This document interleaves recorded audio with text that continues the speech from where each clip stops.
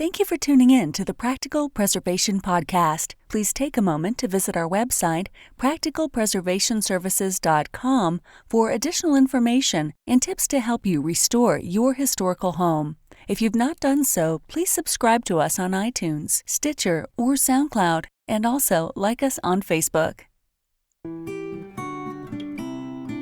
Welcome to the Practical Preservation Podcast, hosted by Danielle and Jonathan Kepperling. Kepperling Preservation Services is a family-owned business based in Lancaster, Pennsylvania, dedicated to the preservation of our built architectural history for today's use as well as future generations.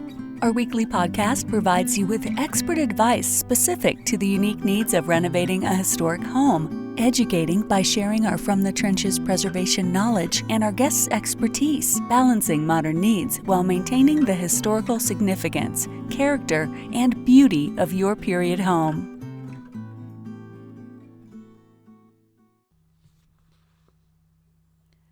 Robert A. Young, PhD, Professor and Historic Preservation Program Director at the University of Utah College of Architecture and Planning, specializes in stewardship of the built environment, which synthesizes historic preservation, adaptive reuse, sustainability, and community revitalization.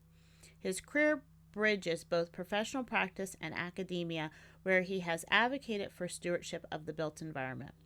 He is the author of the books Historic Preservation Technology and Stewardship of the Built Environment. He holds a doctorate in metropolitan planning, policy, and design, and has several graduate degrees that explore resource conservation in the built environment. Professor Young has won numerous awards for his leadership in advocating historic preservation education and practice, including the Utah Heritage Foundation Lucy Beth Rampton Award, the University of Utah Distinguished Teaching Award, and the University of Utah Distinguished Service Professorship. He is a licensed professional engineer and a member of the Association for Preservation Technology College of Fellows, and an honorary member of AIA Utah. Originally from Maine, he has traveled to all 50 of the United States, several Canadian provinces, and parts of Europe.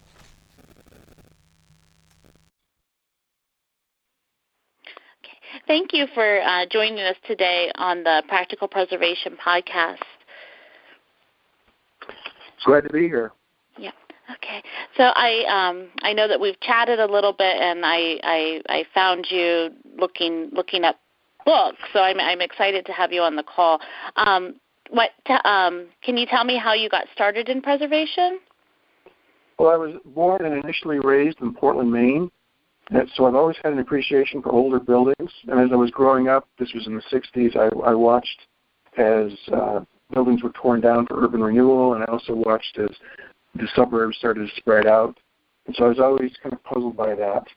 And so I wanted to find out about resource conservation. At that time, getting into the 70s, it was the energy conservation that was a prevalent idea.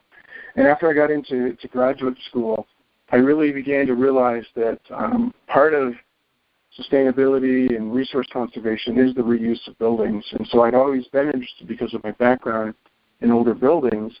And so when I got into my career, I actually merged those two together. So looking at trying to save energy from the energy crises in the 70s and 80s. But my real love has been preservation my entire life. I just really enjoy the old buildings and sort of the sensing what the history is about and hearing the stories of how things happened in certain times, and particularly my curiosity with how buildings were built, how they got expanded and changed through time. So that's really what's propelled my impetus for staying with preservation, and as I call it now, stewardship of the built environment. Oh, I like that, the stewardship, because I think that the majority of the people that we interact with view themselves as stewards. So I think that is great. And I think you kind of answered the question of why preservation, but when I was listening to you, talk about how you got started, that's one thing that I find that we combat a lot is the idea that the older buildings are not green, they're not energy efficient. They're not, there's so many, all the people that were promoting their new replacement products for these buildings that have, gotten that thought into people's minds. So I think that from early on that you have worked towards that. I think that's really an interesting career path, but also, it's probably somewhat challenging when you're fighting against, what is, the common thought process. Right. And many of the general public has perception that new is better. And then the other part of it is preservation is either clinging to the past or freezing a building in time. And there are concerns about, what can I do with my building? Or I don't know the technology to actually do the work correctly, or I don't want to follow certain standards because I'm just not familiar with them. So that's, as you look at that, when I've done my research, part of my research included my house, which I did a study on. We did basically what would be known as a gut rehab. We actually cleared out the inside down to the framing.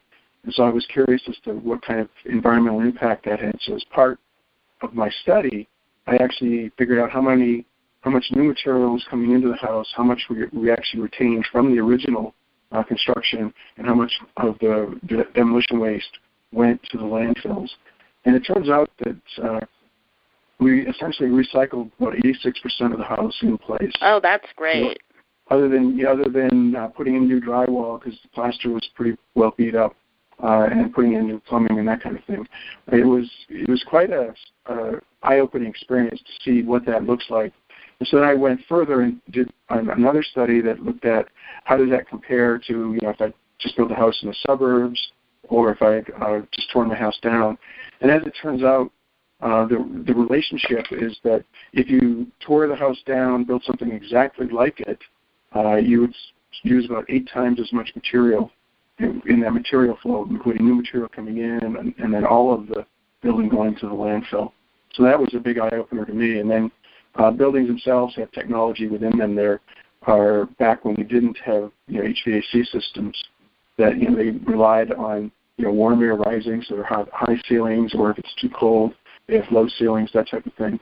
And so understanding the dynamics really begins, once you understand it, really begins to set you in motion to understand that there's a system there, and then we can supplement it with new HVAC type work, new lighting, but necessarily we don't have to tear the whole building down to get to that point. Using the building the way it was intended to be used, so that you do have it's at least comfortable for the people. So is that how? I know that you talked a little bit about the environmental impact and the energy crisis in the 70s. Is that how you began to intersect then your idea of sustainability and preservation? Yes, that was very much that. I had done a lot of work on adaptive reuse projects as part of my professional career. And then when I went into research in academia and teaching, I really pulled that out even further because it's a thing that people don't realize. They think, it's old, can't be energy conserving at all. But what they don't realize is that you've already put a lot of material into the building, and just to throw it away and put all brand new material in, becomes a really downward spiral. I mean, if you think about it, if we tore every building down and built a brand new building in its place, we would environmentally be in a much worse situation than we would be if we tried to reuse it. I was at a traditional building conference, probably over 10 years ago, and that was the first time I had ever heard the term embodied energy. Embodied energy, yes. Yeah, and that was like eye-opening to me. The concept had been there, but I guess I just didn't have a term to attach to it. Yeah. And it's a bigger look at things, because we think about when you buy a house, the materials are there, and so that energy has already been spent to create those materials. But if we take those away and put new materials in, we're using new energy to create the same basically kind of environment, living environment. Yes. Okay, so the books actually that I found when I was searching on Amazon was the Historic Preservation Technology book, and I thought that it was really interesting that you went through building system by building system as figuring out why the materials were failing and then how to repair them. Why did you feel the need to write that book? When I went into teaching, one of the courses I teach is a building technology class. And essentially, there was no one book out there. There were a few that were very, very technical, but I was looking more at the understandable level, sort of, here's what you've got, and not the very intricacy things, but things that just general practice that you should understand. And so part of that was a reflection of my own exploration, trying to sort out what it is about lighting, what it is about paint, what it is about glass, those types of things that give you sort of a historic quality, and then how do you work with those when they start to fail? And so as I put that together in this class, eventually it evolved into the book, because I needed, once I got all the chapters written and everything kind of put in a sequence, I got a publisher so I could use it as a textbook, and that's where that came out. The last chapter in that book is a book on sustainability and preservation, and that actually spawned my second book, which is Stewardship of the Built Environment. And so that book really goes much further into the social, environmental, and economic sustainability of building. Actually, I'm looking at old buildings in a way that you can see it from those perspectives. Those three aspects are commonly known as the pillars of sustainability. So to apply them to preservation and really explore what that means, I think was pretty important to do. And so that's how that second book came out. Oh, very, very interesting. And I know I told you when I reached out to you that that the Historic Preservation Technology book is on my list. Now I've added another book, so thank you. Yeah. So, okay, is there anything that you wish you would have known when you started your career that you know now? First was the professional aspects of the practice of preservation and adaptive reuse can constitute a worthwhile career. Some people think of it as, you watch these shows on cable, and it's things like, flipping a house, making just a minimum amount of upgrades so that you can sell it. And so they don't, they see that possibly as a career. But in the long term, looking at the larger built environment, that, there are a lot of buildings, both in an individual scale but at the city scale, that, really require a longer-term look at how we put the buildings back together, if at all. If we take them down, can we still reuse some of them? Can we use parts of them? And so that was what the big surprise was, that there was actually a career there professionally, not just someone going out and flipping a house. And so that was the start. And then the second thing I wish I had known was that the effort to overcome the myths that are associated with preservation, the idea, everybody's heard somebody who's had an issue with something in preservation in terms of going for a landmarks commission. My friend went and they had to do this and they wouldn't want to paint their house a certain color or whatever that is. And many of those are myths. Many of those are simply what gets passed down hand to hand. And it's almost like an urban legend in some cases that everyone just starts throwing those out there.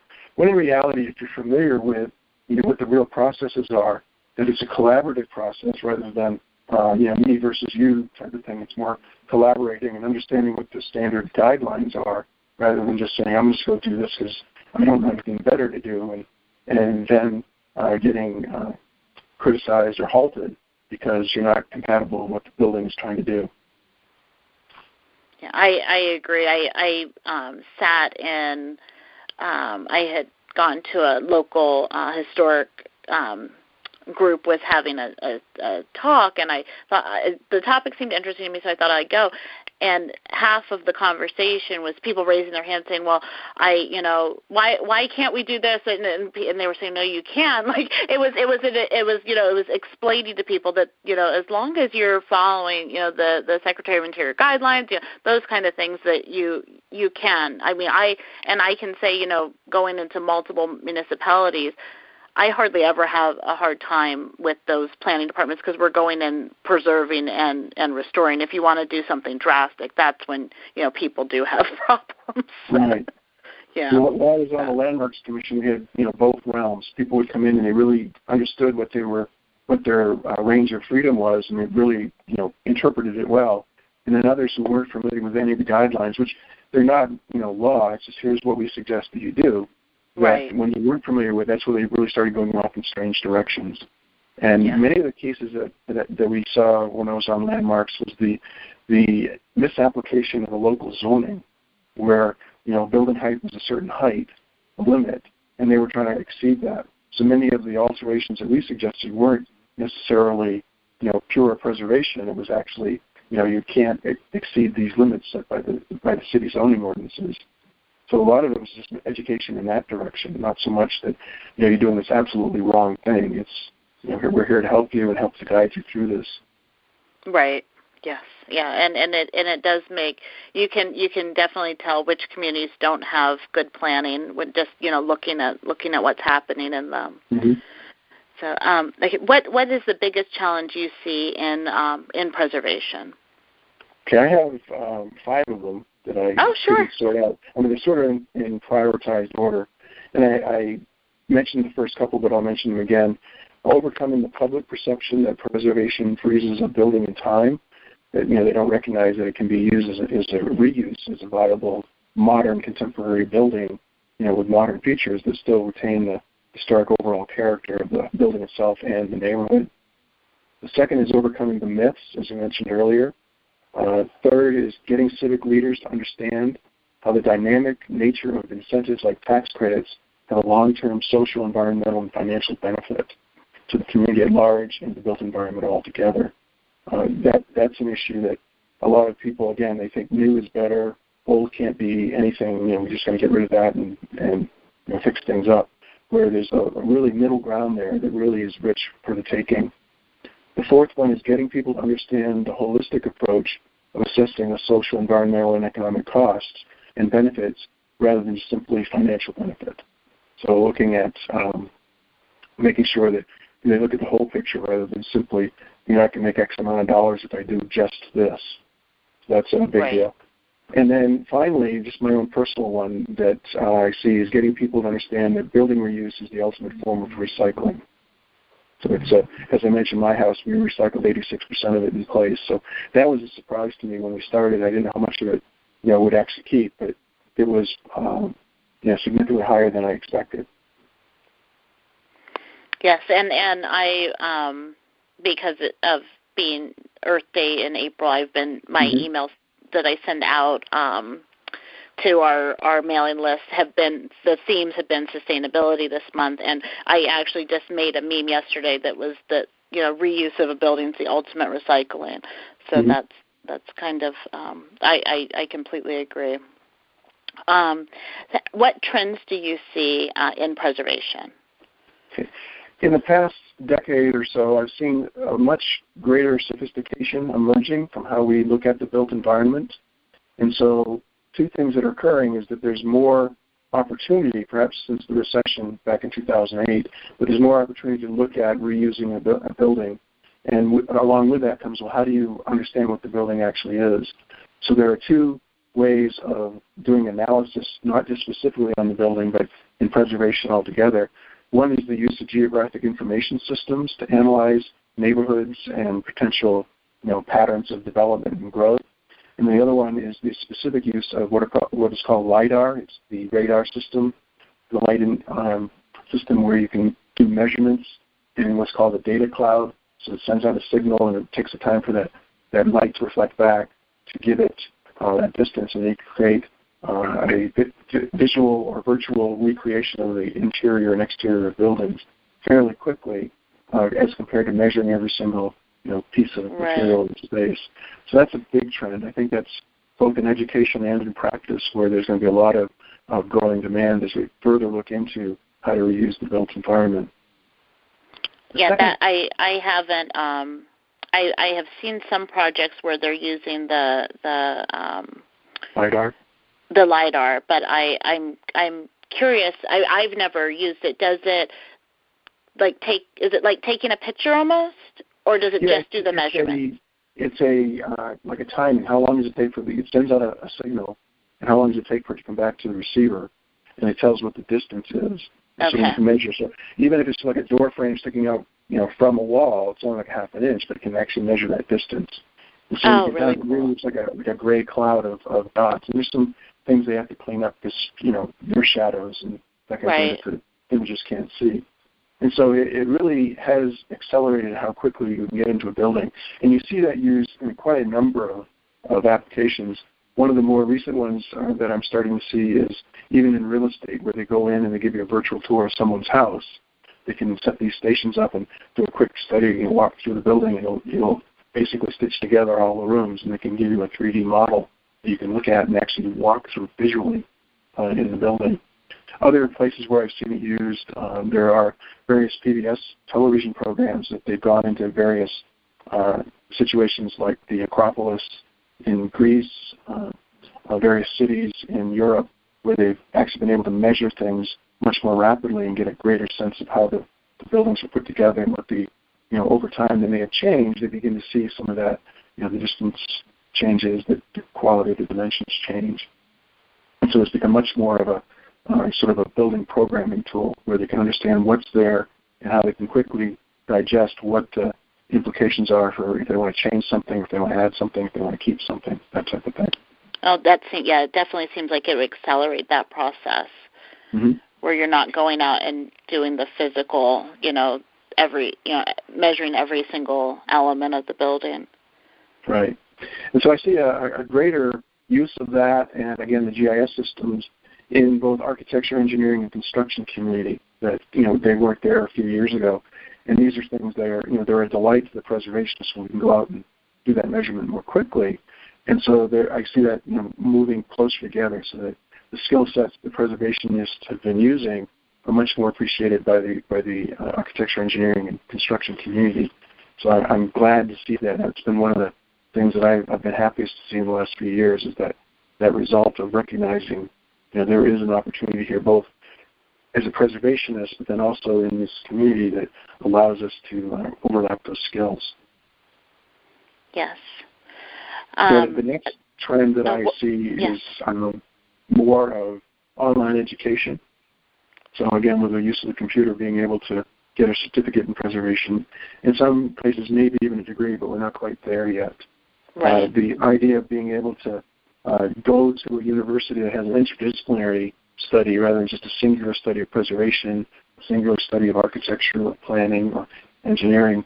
There is a growing number of interdisciplinary and transdisciplinary types of units that are looking to really understand how buildings perform and what they can do.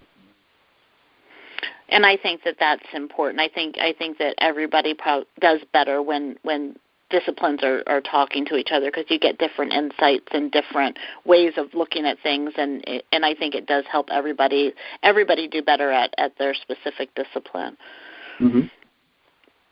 So let's see, how can our listeners contact you? My email address currently is young@arch.utah.edu. So they can contact me there, and that's probably the easiest way. I prefer to get emails because it's something I can actually visually look at. Sure. Text messages and that kind of thing just aren't quite there, and I'm so all over the place. I'm not in my office much anymore. So it's the case where that usually works best because I can get those on the road. Okay, yeah, that's very fine, and I'll make sure that is on our website with the synopsis and the actual audio file. Did you have any? I know you talked about your books, and I'll make sure they're up. Did you have anything else that you wanted to highlight for the listeners? I'll gladly give a lecture as long as my travel costs are covered. So if someone wants to hear me speak in person, I can make that arrangement pretty easily, just as long as I get my travel covered. Okay, very good. Well, thank you very much. Is there anything else that you wanted to share that I didn't ask or cover? I think we covered most of it that that comes off the top of my head. I appreciate the opportunity to speak up on the stewardship and be able to, again, hopefully have people further understand that it's not just an old building, that it's actually an opportunity for something creative. I agree. I appreciate your willingness to come on and join me today. I will get all the synopsis of what we talked about and everything up on the website for everybody to be able to refer to. And I appreciate your time. Thank you very much. You're welcome. Yeah. Thanks for listening to the Practical Preservation Podcast. The resources discussed during this episode are on our website at practicalpreservationservices.com/podcast. If you received value from this episode and know someone else that will get value from it as well, please share it with them. Join us next week for another episode of the Practical Preservation Podcast. For more information on restoring your historic home, visit practicalpreservationservices.com.